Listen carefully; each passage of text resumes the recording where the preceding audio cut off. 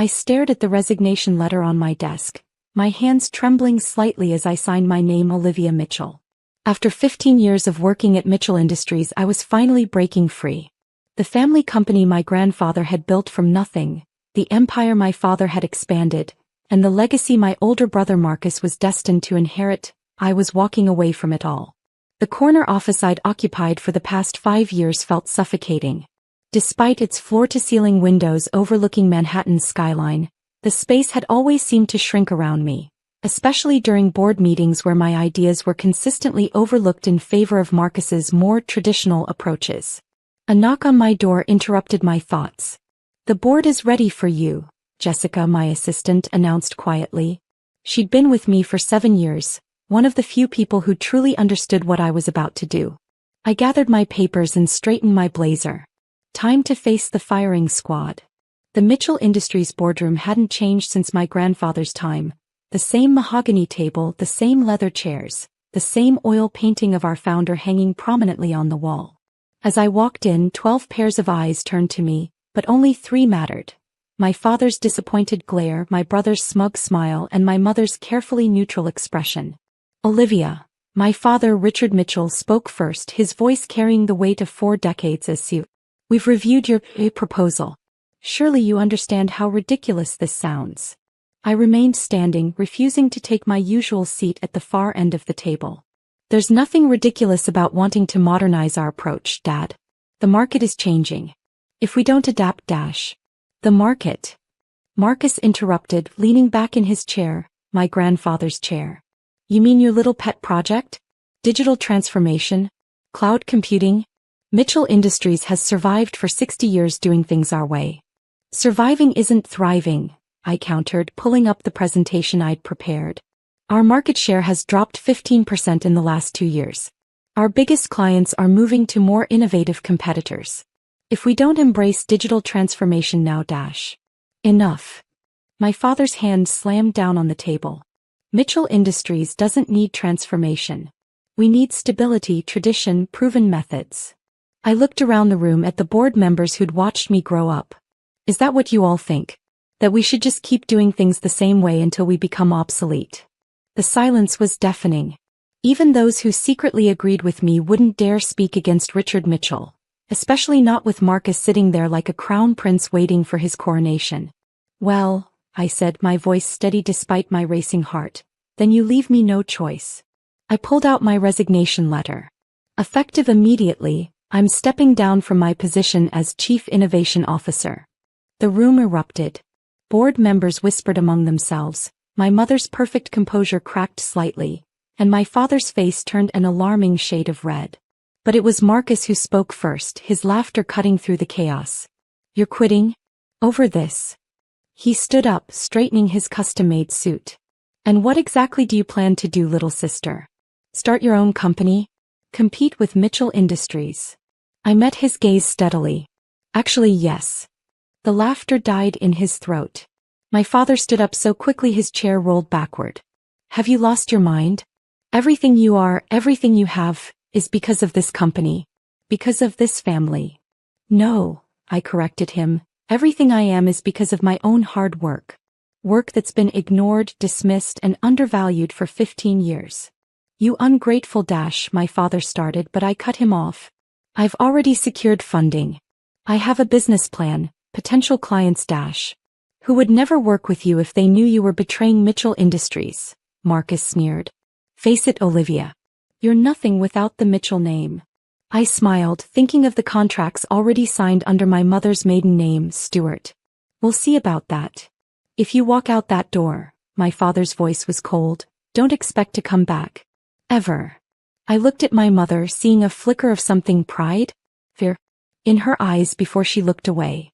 Then I turned to the painting of my grandfather, remembering his words from years ago. "Sometimes, sweetheart, the bravest thing you can do is start over." "Goodbye, Dad." I placed my resignation letter on the table. "I hope you remember this moment." Marcus followed me to my office, watching as I packed my personal belongings into a single box. "You'll fail," he said, leaning against the doorframe. "You'll come crawling back within 6 months, begging for your old job." I picked up my box, walking past him. "Goodbye, Marcus." "You'll be nobody without us," he called after me. Nobody. The elevator ride down 60 floors gave me time to breathe to steady my nerves. In the lobby, Jessica waited with her own box of belongings. "You don't have to do this," I told her. She smiled. "Are you kidding? I wouldn't miss this for the world." Outside, New York summer air hit us like a wall of heat. I looked up at the Mitchell Industries building, my family's legacy, my golden cage for the past 15 years. "Ready?" Jessica asked. I nodded, hailing a taxi. Time to build something of our own. The next 6 months were a blur of 18-hour workdays, endless meetings, and countless cups of coffee. I'd rented a small office in Brooklyn, nothing like my corner suite at Mitchell Industries, but it was mine. Stewart Digital Solutions, named after my mother's maiden name, started small but grew quickly. My experience at Mitchell Industries had taught me what large companies really needed, not just digital transformation but a complete rethinking of how they operated in the modern world. We secured our first major client within 2 months, a mid-sized manufacturing company that Mitchell Industries had dismissed as too small to bother with. When that company's efficiency increased by 40% after implementing our solutions, others started noticing. By month 4 we had to move to a larger office. By month 6 we had 30 employees and a waiting list of clients. I kept my identity carefully hidden, operating as Stewart.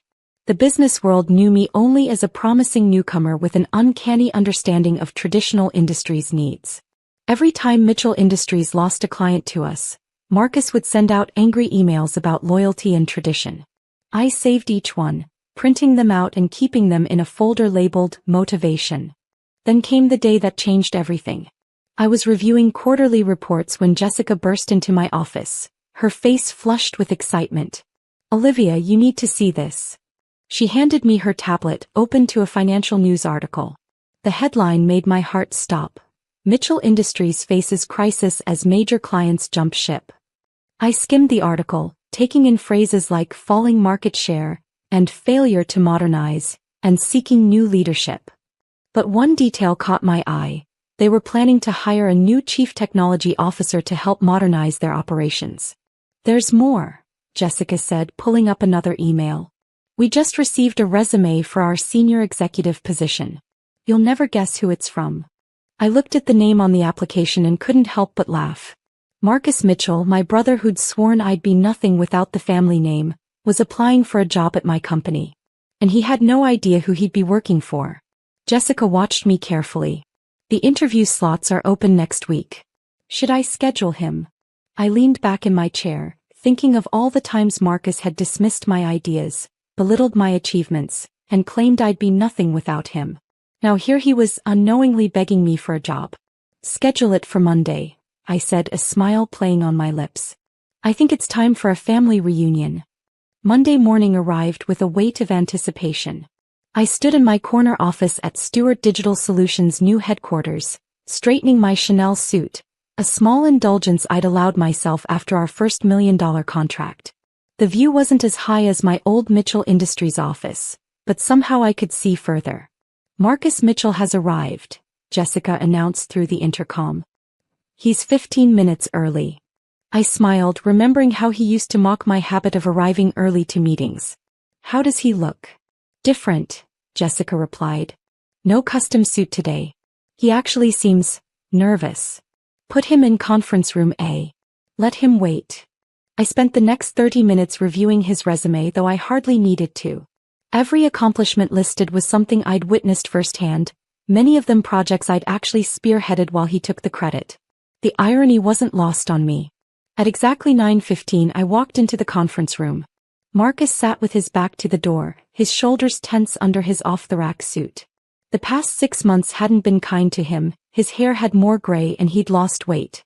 "Mr. Mitchell," I said coolly, watching him stand and turn. "Thank you for coming in today." The moment of recognition was everything I'd imagined. His face went from professional smile to shock to disbelief in the span of seconds. "Olivia. Actually, it's Ms. Stewart here."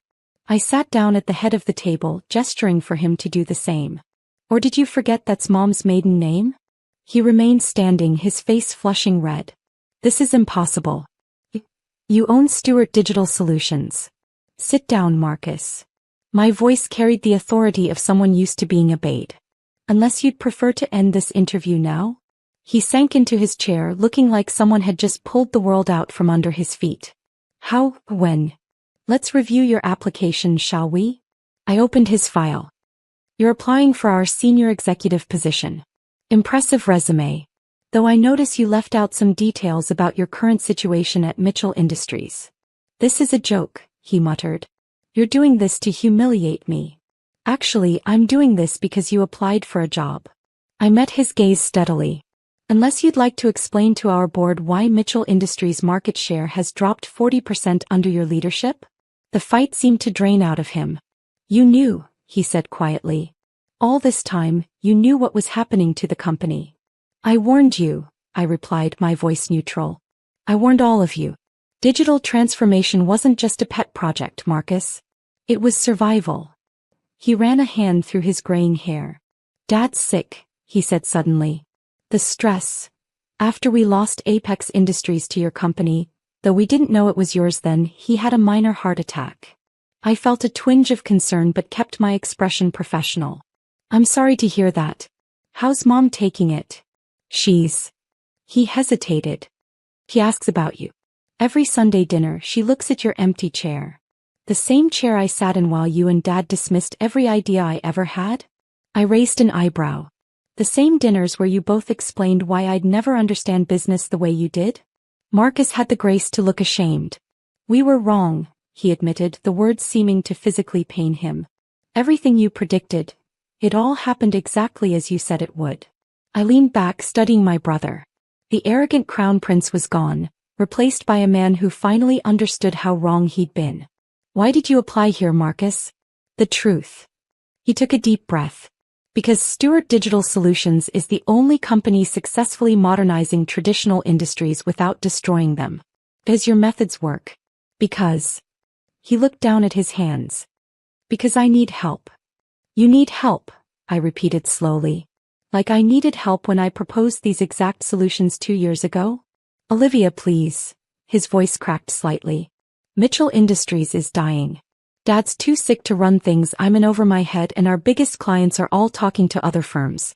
You need me, I finished for him. The sister you said would be nobody without the Mitchell name. The silence stretched between us, heavy with 2 decades of rivalry, resentment, and regret. Finally, Marcus spoke again, his voice barely a whisper. I was wrong. About everything. You've built something extraordinary here all on your own. Meanwhile, I'm watching our family's legacy crumble because I was too proud to admit I didn't have all the answers. I stood up, walking to the window. Below, New York City bustled with its usual energy, unaware of the drama unfolding in this room. Do you know what the hardest part was, Marcus? It wasn't starting over. It wasn't building this company. It was knowing that my own family had so little faith in me that they couldn't even imagine I might succeed without them. I know, he said quietly. And I'm sorry. Truly sorry. I turned back to face him. Stewart Digital Solutions doesn't hire based on family connections. If you want a position here, you'll have to earn it. Starting at the bottom. His head snapped up. You'd actually consider hiring me? As a junior consultant, I specified. No executive title. No corner office. You'll report to people younger than you, work longer hours than you're used to, and prove yourself just like everyone else here has to. He swallowed hard. Yes, whatever it takes. I pressed the intercom. Jessica, please bring in the standard employment contract. Then I looked at Marcus. One more thing. Dad needs to know who he's dealing with. If Mitchell Industries wants Stewart Digital Solutions' help, they need to know exactly who they'll be answering to. Marcus nodded slowly. He won't take it well. No, I agreed, but he'll have to learn. Just like you did. The next week I walked into Mitchell Industries for the first time in 6 months. The security guard did a double take when he saw me, but my old badge still worked. Nothing had changed in the lobby, same marble floors, same giant logo, same portrait of my grandfather. The boardroom, however, felt different. My father sat at the head of the table, looking smaller than I remembered. His illness had aged him, but the fire in his eyes hadn't dimmed. When I walked in, those eyes widened in shock. Hello, Dad, I said calmly.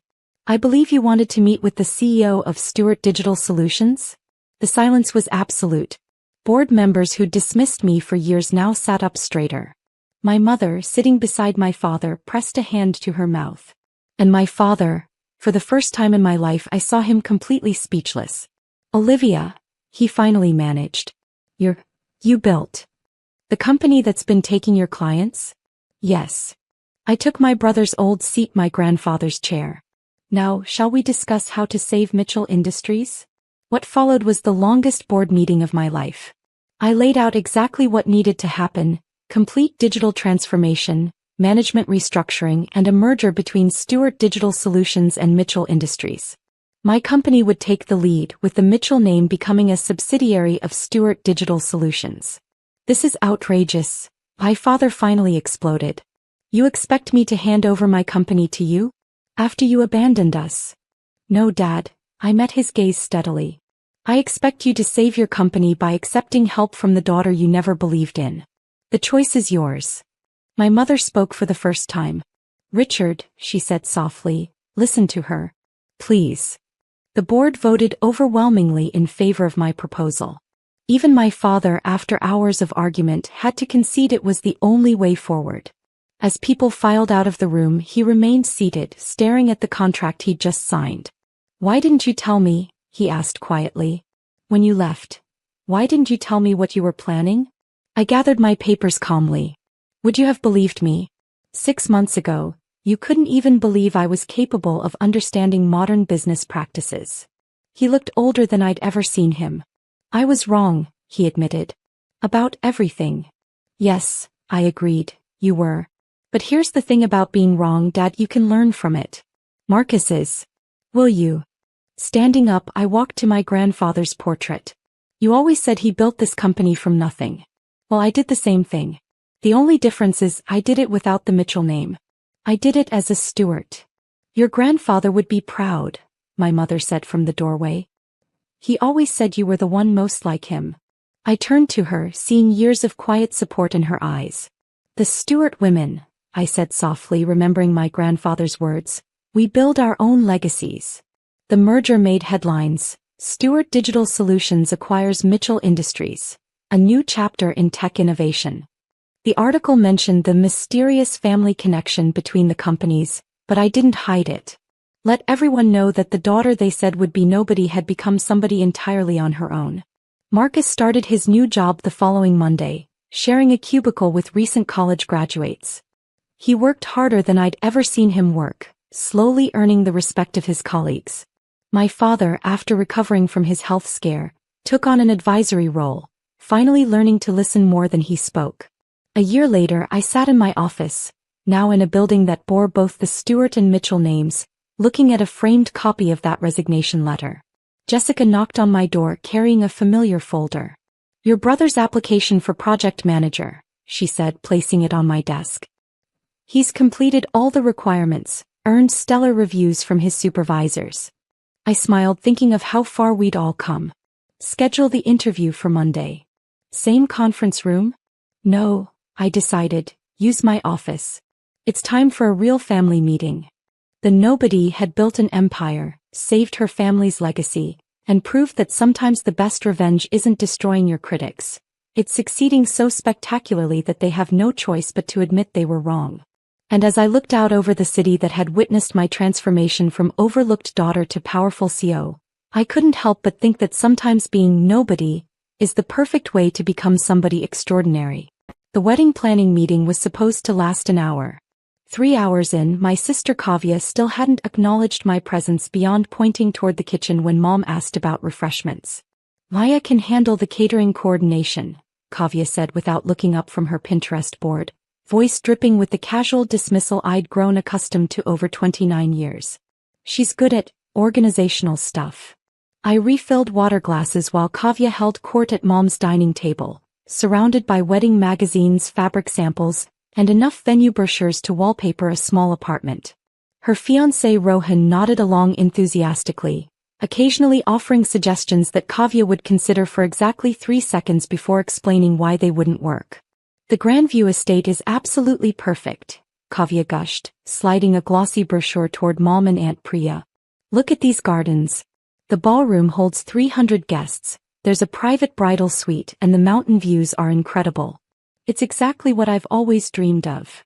Mom studied the photos with the reverence usually reserved for religious artifacts. It's gorgeous, Beta. But isn't it quite expensive? Worth every penny, Kavya declared. This is a once-in-a-lifetime event. I refuse to compromise on my vision just to save money. I paused in my water refilling duties, recognizing the Grandview estate immediately. The neoclassical mansion with its terraced gardens and panoramic mountain views was indeed stunning. I should know. I'd been its owner for the past 4 years. Maya, stop hovering and sit down, Mom chided gently. You're part of this family too. Kavya's expression suggested she found this statement debatable. Actually, Maya probably shouldn't be in the wedding party photos. You know how she photographs. I knew exactly how I photographed. Perfectly fine when I wasn't deliberately excluded from family events or relegated to behind-the-scenes roles. But arguing would only confirm their narrative that I was difficult. I could help with logistics instead, I offered, settling into the chair furthest from Kavya's planning command center. Perfect. Kavya brightened at the prospect of free labor.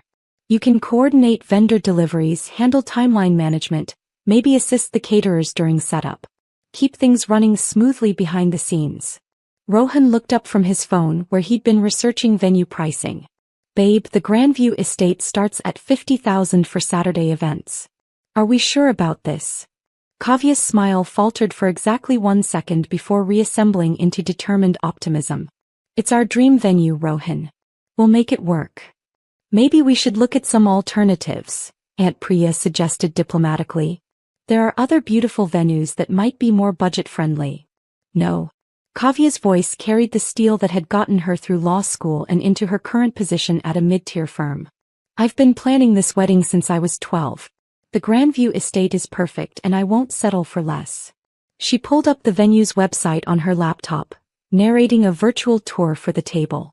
Look at the great hall with those crystal chandeliers. The ceremony can be in the rose garden, reception in the ballroom, cocktail hour on the terrace. It's like something from a fairy tale. I watched my family fall in love with a property I'd rescued from bankruptcy and transformed into one of the region's premier event destinations. They had no idea that the fairy tale they were admiring existed because I'd invested 2 years and several $1 million bringing it back to its historic grandeur. Have you contacted them yet? Mom asked. I'm calling Monday morning, Kavya said. The wedding coordinator there is supposed to be incredible. Someone named Sarah Chin who's planned events for celebrities and politicians. Sarah Chin was indeed incredible. I'd hired her personally after she'd coordinated events for 3 Fortune 500 companies and a governor's daughter. She reported directly to me through our property management company. What's your backup plan if they're booked? I asked innocently. Kavya's laugh held a note of superiority that made my teeth ache. Maya, people like me don't need backup plans. When you know what you want and you're willing to pay for quality, things work out. People like her. As opposed to people like me, presumably, those who settled for less because they couldn't recognize or afford excellence. Besides, Kavya continued, I've already checked their availability online. June 14th is open, which is perfect timing. 6 months to plan, right in peak wedding season. It's like it's meant to be. I nodded thoughtfully, mentally reviewing the booking calendar that I'd personally approved just last week. June 14th was indeed available, along with a note in the system about enhanced background checks for all bookings during peak season. My phone buzzed with an email from Sarah Chin. Venue inquiry for June 14th, Kavya Patel. Shall I proceed with standard screening process? I typed back quickly, yes. Full financial verification required. The fairy tale was about to get interesting. Monday morning arrived with the kind of crystalline autumn clarity that made me grateful for my corner office's floor-to-ceiling windows. From the 32nd floor of downtown Portland's newest high-rise, I could see the mountain range where the Grandview estate sat nestled among old-growth forests and carefully preserved meadowland. My assistant knocked and entered with the morning's priority files. Sarah Chin called about the Grandview booking inquiry. She wanted to discuss the application before proceeding. Put her through. Sarah's voice carried its usual professional warmth. Good morning, Maya. I wanted to flag the Patel inquiry before moving forward. Standard financial verification shows some concerns. I pulled up Kavya's file on my computer while Sarah outlined the situation. My sister had submitted an application claiming a household income of $180,000, respectable for most venues, but insufficient for a $50,000 event at the Grandview estate, especially when combined with existing credit obligations. She's listed her occupation as associate attorney and provided financial statements that don't quite support the booking she's requesting, Sarah continued diplomatically. Through my office's smart glass, I could see my reflection alongside the mountain views. The woman my family thought was struggling to establish herself in some computer job, while they celebrated Kavya's legal career as the family's greatest success story. What's the standard protocol for insufficient financial documentation? I asked, though I knew the answer perfectly. We require either full payment upfront, acceptable collateral, or a qualified cosigner with verified assets. Otherwise, we decline the booking and suggest more suitable alternatives. Alternatives that wouldn't include the rose garden ceremony or crystal chandelier reception that Kavya had spent Sunday evening describing in detail to anyone who'd listen. My phone buzzed with a text from Mom. Kavya's so excited about calling the venue today. Fingers crossed. Crossed fingers. Follow standard protocol, I told Sarah. If she can't meet our financial requirements, provide her with our preferred vendor list for venues in her actual budget range. Understood. Should I mention that the owner sometimes makes exceptions for special circumstances? I considered this carefully. The Grandview estate operated as a business, not a charity, but I had occasionally waived deposits for non-profit events or local families facing genuine hardship. Kavya's situation was different. She could afford a beautiful wedding, just not the specific fantasy she'd decided she deserved. No exceptions this time. Standard business practices only. After ending the call, I returned to reviewing quarterly reports from my other properties. The hospitality portfolio I'd built over 8 years now included 12 venues across 3 states, from intimate boutique hotels to grand event estates. What had started as a single distressed property purchase had evolved into a comprehensive luxury hospitality company. At 2 p.m., my phone exploded with messages from the family group chat. Kavya, 2:17 p.m. This is ridiculous. The Grandview estate is being completely unreasonable about their requirements. Mom, 2:22 p.m. What happened, beta? Kavya, 2:24 p.m. They want full payment upfront or some impossible financial verification. Like we're trying to scam them or something. Rohan, 2:31 p.m. Maybe we should look at other venues. There are plenty of beautiful places that don't require jumping through hoops. Kavya, 2:33 p.m. This is our dream venue. There has to be another way. I watched the conversation unfold while reviewing the afternoon's property management reports. By 3 p.m., Kavya had convinced herself that the Grandview estate's policies were specifically designed to exclude regular people, in favor of trust fund babies and corporate events. Kavya, 3:45 p.m. I'm going to drive up there tomorrow and speak to someone in person. This whole situation is probably just a misunderstanding. Dad, 3:52 p.m. Good idea. Sometimes face-to-face conversation works better than phone calls. Aunt Priya, 4:15 p.m. Maya, you work with business systems, right? Do you know anything about event venue booking processes? I stared at the message for several minutes, considering my response. My family's assumption that I worked with business systems wasn't entirely wrong. I did work with business systems, primarily as the person who owned and operated them. Maya, 4:28 p.m. Most venues have standard financial verification processes. It's probably just business protocol. Kavya, 4:31 p.m. Maya, can you maybe help me figure out how to present our financial information more effectively? You understand corporate stuff. The irony was staggering. Kavya wanted my help navigating the financial requirements of my own venue, while remaining blissfully unaware that her corporate stuff expertise was about to meet the reality of actual corporate ownership. Maya, 4:45 p.m. I'm sure you'll figure it out. Tuesday's drive to the Grandview estate would indeed clarify the situation, though probably not in the way Kavya expected. I spent the evening reviewing guest services protocols and ensuring my staff was prepared for what promised to be a very interesting site visit. Tuesday afternoon, I sat in the Grandview estate's owner's suite, watching through privacy-tinted windows as Kavya's silver Lexus wound up the estate's tree-lined driveway.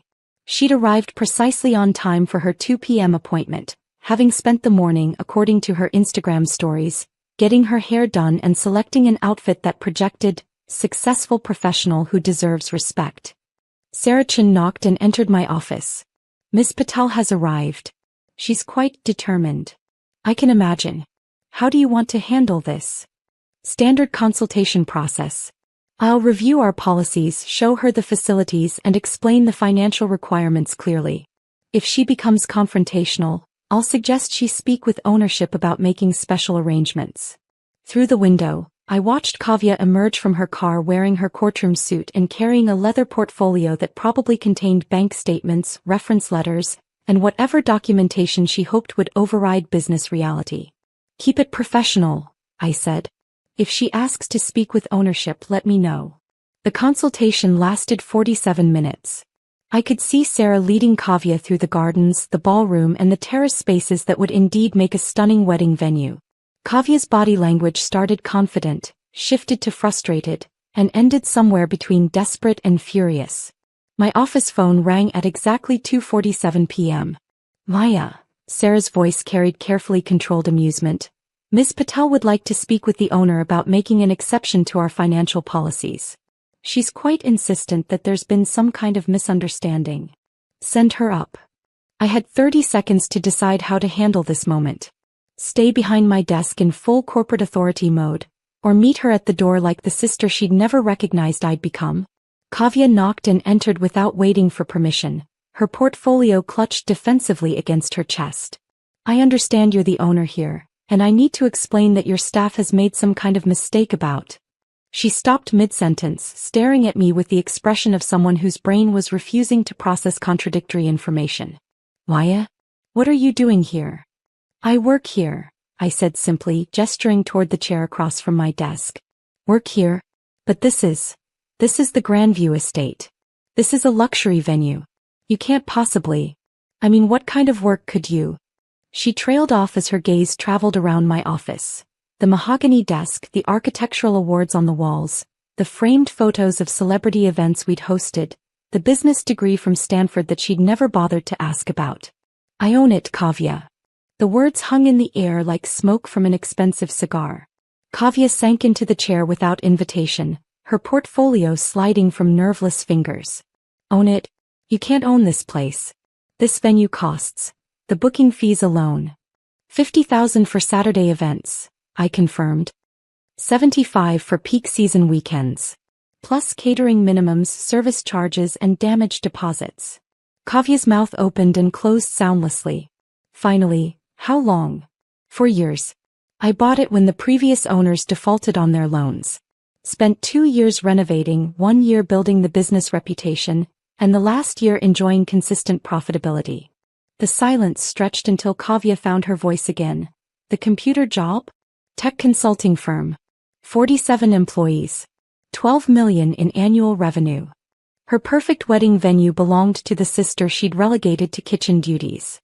The conversation that followed was brief and professionally courteous. I explained that the Grandview Estate's policies applied equally to all potential clients, family relationships notwithstanding. Kavya could meet our financial requirements, provide acceptable collateral, or consider venues more aligned with her actual budget. She chose option 3, storming out while muttering about family loyalty and deliberately sabotaging her wedding. Within hours, the family group chat exploded. Kavya, 4:23 p.m., Maya has been lying to us for years. She owns luxury venues and let me think I couldn't afford my dream wedding. Mom, 4:35 p.m., Maya, is this true? How could you not tell us? Dad, 4:41 p.m., we need to have a family meeting about this immediately. I responded once. The Grandview Estate operates as a business, not a family favor bank. Standard policies apply to all clients. The aftermath unfolded predictably. Kavya's wedding ended up at a perfectly lovely vineyard that actually suited her budget and guest count better than our grand ballroom would have. She spent 6 months explaining to relatives why her dream venue hadn't worked out, carefully omitting the ownership details. Mom struggled with cognitive dissonance between her successful daughter and her assumptions about my computer work. Dad researched my company obsessively, trying to understand how he'd missed signs of substantial financial success. The family dynamics shifted permanently. No more requests for Maya to handle logistics or work behind the scenes. No more casual dismissals of my career or capabilities. No more assumptions about who in the family had made it and who was still figuring things out. Some revelations change everything. This one just made the truth visible. "We've decided you're not welcome here anymore," Amanda declared, locking the entrance to the beach house. Her perfectly manicured nails gripped the doorframe as she looked down at me from the porch. "This is our family property now, and quite frankly, you don't fit in." I stood quietly in the warm summer breeze, beach bag still in hand, watching my sister-in-law's smug expression. Behind her, I could hear my nieces splashing in the pool, their laughter mixing with the sound of crashing waves from the private beach. My name is Sarah Parker, and at 34, I found myself being banned from the place that had been my summer sanctuary for the past 12 years. Even after losing my husband Michael in a car accident 2 years ago, this beach house had remained my connection to him, to the family we'd built, to the memories we'd shared. "Did you hear me?" Amanda's voice sharpened with irritation at my silence. "You need to leave. Now." I adjusted my sunglasses, maintaining my composure. "Of course, Amanda, I understand completely." My calm response seemed to throw her off balance. She'd clearly been expecting a fight. "Well, good," she stuttered, clearly disappointed by my lack of resistance. "And don't try calling Dad about this. He agrees it's time for you to move on. You're not really family anymore, are you?" That last bar was meant to hurt, but I simply nodded and turned away, walking back to my car with measured steps. Behind me, I heard the door slam shut with unnecessary force. As I drove away from the beautiful Victorian beach house, my mind drifted back to the conversation I'd had with Eleanor, my mother-in-law, just weeks before she passed away 6 months ago. "Sarah, darling," she'd said, holding my hand in her hospital room, "I need you to promise me something." "Anything, Mom," I'd replied, still calling her Mom, even though Michael was gone. She'd been more of a mother to me than my own had ever been. "Promise me you'll be patient. Amanda, she's always been difficult, but she's about to learn some hard lessons. I need you to handle things with grace when the time comes." I hadn't understood then what she meant, but I promised anyway. Eleanor had always been wise, seeing things others missed. She'd welcomed me into the family with open arms 15 years ago, despite Amanda's immediate hostility toward her brother's gold-digging wife. Now, as I drove home, my phone buzzed repeatedly with messages from various family members. Amanda had apparently wasted no time spreading the news of my exile from the beach house. "How dare you make a scene?" I hadn't. Amanda's children were traumatized. They were happily swimming. "You should be ashamed." I wasn't. I silenced my phone and focused on driving, remembering Eleanor's last knowing smile and the envelope her lawyer had given me after the funeral. The envelope I hadn't opened yet, following her explicit instructions to wait until Amanda makes her move. At home, I made myself a cup of tea and finally opened my safe, pulling out the thick envelope. Inside, I found property deeds, bank statements, and a letter written in Eleanor's elegant handwriting. "My dearest Sarah, if you're reading this, it means Amanda has finally shown her true colors regarding the beach house. What she doesn't know, what none of them know, is that Michael and I had the property transferred to your name 5 years ago. The beach house is yours, my darling girl, along with the trust fund that maintains it. I love all my children, but I've watched how Amanda has treated you, how she's tried to push you out of the family since the day you married Michael. Even after his death, you've shown nothing but grace and patience. You are more my daughter than she ever tried to be. I smiled, picturing Amanda's face when she realized who really owned her precious family property. But for now, I would wait patiently, just as Eleanor had taught me. After all, some lessons are best learned in the summer. The notification was delivered on a sunny Tuesday morning, exactly 3 weeks after Amanda had banned me from the beach house. I wasn't there to witness it, but my neighbor Lisa, who worked at the local coffee shop, gave me a detailed account of Amanda's very public meltdown. "This is impossible," Amanda had screamed, waving the legal documents in the air while standing in line for her daily latte. "This has to be fake. That gold digger forged these papers." I spent that morning tending to my garden, pulling weeds and planting new flowers, just as Eleanor had taught me. Gardens are like families, she used to say. Sometimes you have to remove what's toxic to let the beautiful things grow.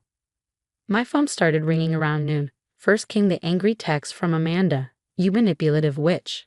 How dare you fake property documents? I'm calling the police." Then came the call from my father-in-law, Robert.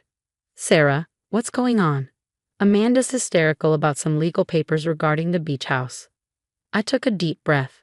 "The papers aren't fake, Robert. Eleanor and Michael transferred the property to me 5 years ago.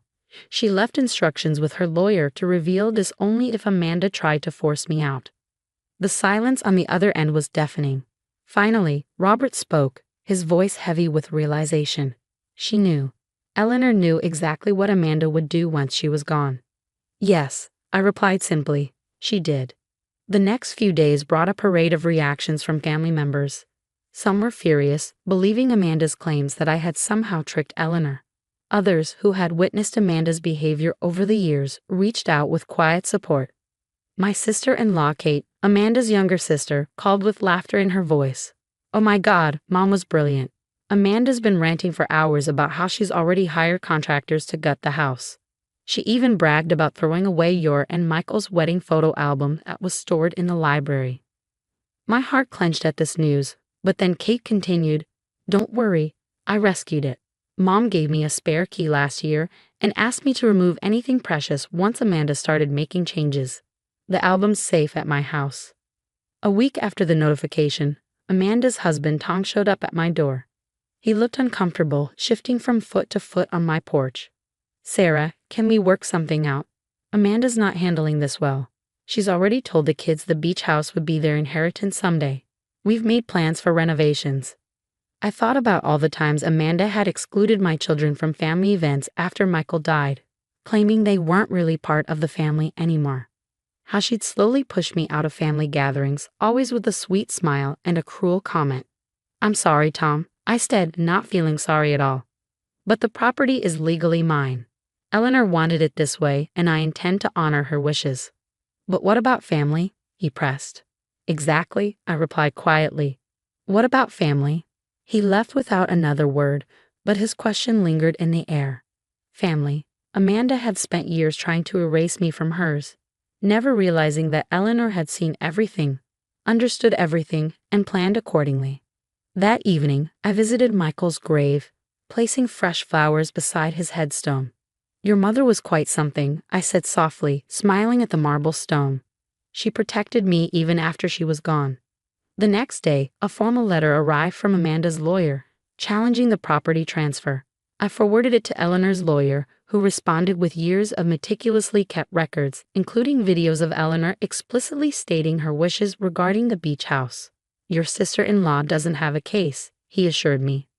Eleanor made sure everything was airtight. She even had psychological evaluations done before the transfer to prove she was of sound mind. I sat in my kitchen, reading through Eleanor's detailed records, and felt a deep sense of gratitude for this woman who had loved me like a daughter. She hadn't just left me a house. She'd given me the means to stand my ground against Amanda's attempts to erase my place in the family. As summer progressed, Amanda's attempts to claim the property grew more desperate. She tried appealing to other family members, spreading rumors about me, and even attempted to access the house illegally, only to find the locks had been changed. But I remained calm, just as Eleanor had asked. Sometimes the best response to chaos is perfect, patient silence. 3 months passed quickly, and the deadline for vacating the property arrived. I stood on the beach house porch early that morning, watching the sunrise over the ocean, just as Michael and I used to do. The key felt warm in my palm, not just a piece of metal, but a symbol of Eleanor's faith in me. Inside, the house still held echoes of happier times, despite Amanda's attempts to erase them. She had managed to remove some photos and replace some furniture. But the essence remained. The marks on the kitchen doorframe where we'd measured the kids' heights each summer.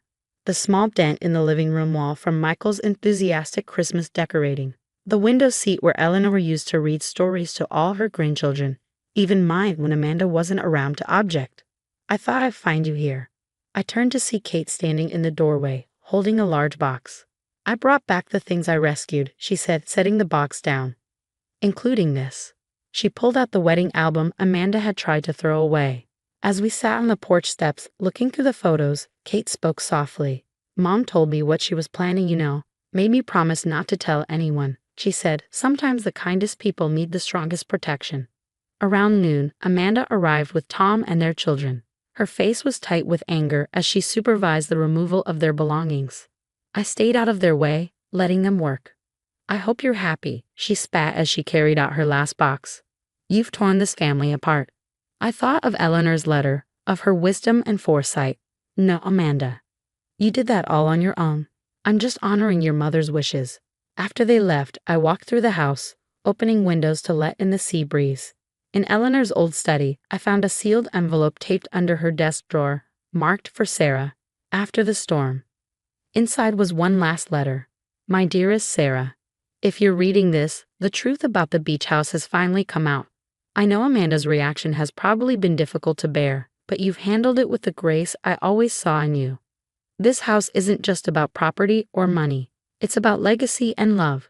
You understood that from the first day Michael brought you here. You love this place not for its value, but for its heart. I'm trusting you to keep that heart beating. Open its doors to family, even to those who tried to close them to you. Show them what true family means. All my love, Mom. I wiped away tears and took out my phone, sending a group text to the entire family, including Amanda. The beach house will be open every Sunday for family dinner, just as it was when Eleanor was alive. Everyone is welcome. First dinner is this weekend. Love, Sarah. Responses trickled in slowly. Kate immediately replied with enthusiasm. Robert sent a simple thank you. Others responded with varying degrees of warmth. Amanda remained silent. That Sunday, I prepared Eleanor's famous seafood pasta and set the big table on the deck. Kate came early to help, bringing her kids who ran straight to their favorite spots on the beach. Gradually, other family members arrived, slightly awkward, but carrying dishes and warm greetings. As the sun began to set, I heard the unmistakable sound of Amanda's car. Through the kitchen window, I watched her sit there for a long moment before slowly getting out, holding a casserole dish. She walked up to the porch, her children running ahead to join their cousins on the beach. Eleanor's recipe, she said stiffly, holding out the dish. Mom always said no family dinner was complete without her green bean casserole. I took the dish, our eyes meeting briefly. She was right, I said softly. Thank you for coming, Amanda. It wasn't forgiveness, not yet. But as we all sat down to dinner, the sound of waves mixing with family chatter and children's laughter, I felt Eleanor's presence in every corner of the house. She had known that sometimes the strongest statements are made not through confrontation, but through quiet perseverance in an open door. The beach house had found its heart again, just as Eleanor had planned all along. This house is mine now, Amanda said, tapping her long nails on my kitchen counter. We've talked to our lawyer, and since Marcus is your only heir, we're moving in. You should start packing. I looked up from my crossword puzzle, eyeing my daughter-in-law's smug face. At 65, I'd seen enough in life to know greed when it stood in front of me in designer clothes. Is that so? I said calmly, picking up my tea. And what does Marcus think about all this?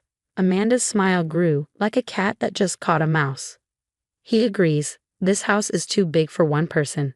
You're getting older, Sarah. We're doing this for your own good. I gently placed my cup down, thinking of the day my late husband James and I first stepped into this house, 30 years ago. We'd raised Marcus here, turned every room into a memory. Even though James had been gone 5 years, I still felt him in the garden he planted, the stairs he fixed, the stained glass windows he loved. The deed, I said, opening a drawer beside me. You should read it before you start planning your new curtains. Amanda frowned. What about it? This house belongs to the family. Exactly. I slid the paper toward her. Take a close look, especially at the part about the historical society. She read it, her smile fading. This can't be right. The house is protected. And you're the head of the board. For the last 3 years, I said, sipping my tea, James and I set this up before he died. No one can force me to leave or change anything here without approval. This house is part of the city's history now. Amanda's face turned red. But Marcus is your son, your only child. And I'm protecting our home, I replied, standing up. James and I didn't just build a house. We built a legacy.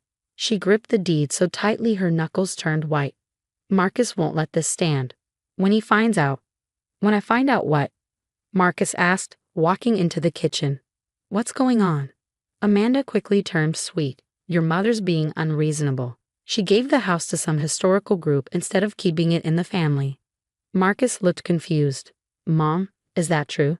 It's still in the family, I said gently, but now it's protected for the future, just like your father wanted. But we were going to. Amanda began, but Marcus cut her off. Going to do what? You told me Mom needed help with the house. You didn't say anything about taking it. Amanda said nothing. I almost felt bad for her. Almost. Your father and I thought this through, Marcus, I said. This house is where you grew up. It's full of stories, memories. It's the fireplace where you hung your Christmas stocking, the window where you used to read, the garden where your dad showed you the stars. Marcus's eyes softened. Then a hint of guilt showed up too. Mom, I didn't know. I'd never agree to this if I had. I know, sweetheart, I said. Marcus had always had his father's kind heart. Amanda slammed the deed down. This isn't over. There has to be a way to fight this. I calmly put the deed back in the drawer. You're welcome to try. But maybe check who's on the legal team for the Historical Society first. Isn't your father part of it, Amanda? I'm sure he'd be very interested to hear your plans for one of the city's landmarks. Her face turned pale. Her own father had helped us set this up years ago. You planned this, she whispered. I planned to protect my home, I said. You planned to take it from someone you thought was weak. Marcus put a hand on my shoulder. I'm sorry, Mom. I should have seen this coming. It's all right, I said. But you two need to talk about your future, in your own house. They left, Amanda stomping out, Marcus trailing behind. I went back to my crossword puzzle. The house creaked around me, peaceful and warm. Outside, the wind chimes James hung in the garden tinkled softly. Well, my love, I said into the quiet kitchen. I think that went just as we hoped. The next morning, Amanda sent a flood of angry texts. Some were threats, others were fake apologies. I read them while tending to James's roses in the garden. Their scent filled the air and helped me stay calm. You're tearing this family apart, one message said. Marcus is devastated. But I didn't believe that. I'd seen Marcus's face yesterday, not heartbroken, just finally seeing things clearly. Sometimes, loving your children means letting them figure things out on their own. The garden gate creaked, and I looked up to see my sister Eleanor walking toward me. She looked worried. I saw Marcus at the grocery store, she said as she sat down beside me. He looked awful. What's going on? I set my gardening tools aside and sighed. Eleanor had been my support ever since James passed away. Amanda tried to take the house yesterday, I told her, watching a butterfly land on one of the roses. She told me to start packing. Eleanor let out a sharp laugh. Did you show her the deed? I did, I said, smiling at the memory of Amanda's shocked face. But I'm worried about Marcus. He didn't know what she was planning. He's always been too trusting, Eleanor said gently. Just like James. We sat in silence for a while, watching the butterflies. The house stood behind us, peaceful and strong, just like it had always been. She's not going to give up, Eleanor said after a while. Amanda isn't the type. I know, I replied. That's why I called the Historical Society this morning. We're having an emergency meeting tomorrow to talk about strengthening the house's protection. Eleanor smiled. You're always a few steps ahead. James would be proud. The rest of the day was quiet, but in the evening, the doorbell rang. I looked through the stained glass panels and saw Marcus standing alone on the porch. Hi, Mom, he said when I opened the door. He looked tired and uncertain. Can we talk? I led him into the kitchen, the heart of the home. I made tea, James's favorite blend, and Marcus sat at the counter, running his fingers along the old wooden edge like he used to as a child. Amanda and I had a big fight last night, he said after a moment. She said some things about you and about the house. I didn't know she felt that way. I set the mug in front of him. His hands were shaking a little. People show us who they are, I said gently. Sometimes we just don't want to see it. She called you manipulative, said you planned all this to keep control. He looked up at me. But that's not true, is it? This was Dad's dream too. Tears filled my eyes. Your father loved this house, not just for what it was, but for what it stood for. family, history, a place to come home to. When he got sick, protecting it became our last project together. Marcus looked around the kitchen at the old copper pots, the AGA stove, the window seat where he used to do homework. I remember Dad teaching me about the wood in these cabinets, he said. Amanda wants to rip them out and put in something modern. And what do you want, Marcus? I asked. He didn't answer right away. He held his tea and thought. I want to understand why I didn't see this sooner. Why I let her convince me that changing everything was the same as improving it. Love can blind us, I said softly. Your dad and I had to remind each other sometimes what really mattered. She's talking about divorce, he whispered. She says I'm choosing a house over her. I reached out and held his hand. It looked just like James's now, strong, worn, with the same little scar on his thumb from when he was young. It's not about choosing a house, I said. It's about respecting what matters to the people we love. Your father spent hours fixing this place, not because he loved old houses, but because I did. Marcus squeezed my hand. I saw the truth hit him. And Amanda wants to tear it all down just because she didn't get her way. You have to see that for yourself, I said. No one could tell you. He stood up and hugged me tight, like he did when he was little. I'm sorry, Ma. I should have understood sooner. You do now, I said. That's what matters. When he pulled back, there was something new in his eyes, strength, clarity, purpose. I should go, he said. Amanda and I have a lot to talk about. I walked him to the door. The stained glass cast soft colors on his face. This will always be your home, Marcus, I said. That's what your father and I wanted most. He smiled, really smiled. I know, Mom. I finally know. As I watched him walk through the garden gate, past the roses James had planted, I felt a quiet presence beside me. We did good, my love, I whispered. We did good. 3 months passed, each day bringing subtle changes. Marcus moved out of this house with Amanda, taking only what he brought into the marriage. He didn't tell me where he was staying at first, but Eleanor let slip that he rented a small apartment near the university where he taught. Amanda, true to form, didn't go quietly. She tried everything, threatening legal action, spreading rumors in our social circle, even attempting to contact the Historical Society board members directly. But like many bullies faced with firm boundaries, she eventually ran out of steam. One crisp autumn morning, as I was organizing old photographs in the library, the doorbell chimed. Through the wavered glass, I saw Marcus standing there, looking more like himself than he had in years. I signed the divorce papers today, he said as I let him in. He didn't sound sad, just relieved. It's finally over. I led him to the library where afternoon sunlight streamed through the bay window, illuminating dozens of photos spread across James' old desk. Marcus picked one up, himself at about 7, sitting on his father's shoulders as they worked on restoring the front porch. I remember this day, he said softly. Dad let me hold the paintbrush by myself for the first time. I got more paint on us than the railing. He didn't mind one bit. I smiled, remembering James's laughter as paint dripped down his neck. He said it was worth it to see how proud you were.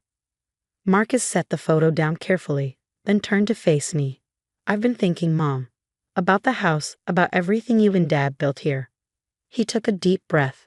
I want to learn. About preservation, about the history, all of it. My heart swelled. Your father would love that. Actually, Marcus continued, a familiar gleam in his eye. I already started. I've been taking workshops at the Historical Society, learning about Victorian architecture. They're looking for new board members, and I thought. I pulled him into a hug, cutting off his words.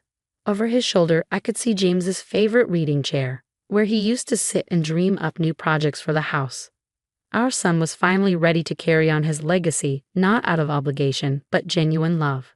The next few months brought changes I never expected. Marcus threw himself into learning everything about historical preservation, spending weekends helping me with house projects just like he used to do with his father. We restored the back garden together, uncovering paths James had laid decades ago. The Historical Society welcomed him warmly, especially when they realized he shared his father's passion for preservation. He brought fresh ideas to the board, suggesting educational programs for local schools and community outreach events. One evening, as we sat in the garden watching the sunset paint the old house in shades of gold, Marcus turned to me with a thoughtful expression. You know, Mom, I understand now why you and Dad protected this place the way you did. It's not just about the house itself. It's about preserving something meaningful, something that tells our family's story. I reached over and squeezed his hand. That's exactly what your father used to say. I heard Amanda got engaged, he said after a moment, to some developer who specializes in modern high-rises. Are you okay? I asked gently. He smiled, genuine and warm. Better than okay. I'm exactly where I should be. Looking at him then, I saw so much of James, the quiet strength, the gentle heart, the appreciation for things that carry meaning beyond their surface value. But I also saw something uniquely Marcus, a wisdom earned through learning from his mistakes. Later that night, after Marcus left, I stood in the entrance hall, taking in the house that had sheltered so many chapters of our family's story. The original woodwork still gleamed, testament to James's careful restoration. The stained glass cast familiar patterns on the floor, unchanged by time or circumstance.